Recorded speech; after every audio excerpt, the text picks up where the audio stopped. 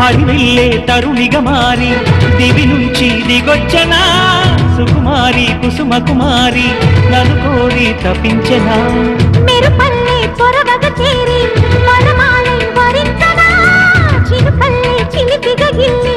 వరదల్లే అల్లేయనా Andala వెల్లువ నాపే Sandra